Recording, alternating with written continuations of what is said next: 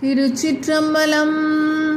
திருமாணிக்கவாசகர் சுவாமிகள் அருளிய திருவாசகத்தின் திருச்சதகம் 32வது பாடல்.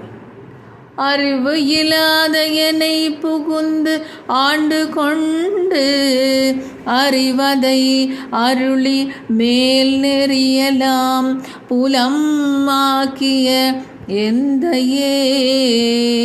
புலம் ஆக்கிய எந்தையை பந்தனை அருப்பானை பிரிவு இல்லாத இன் அருள்கள் பெற்றிருந்தும் பிரிவு இல்லாத இன்னருள்கள் பெற்றிருந்தும் மாறு ஆடுதி பிணம் நெஞ்சே கிரியலாம் மிக்க கீழ்ப்படுத்தாய் கெடுத்தாய் என்னை கெடுமாறே.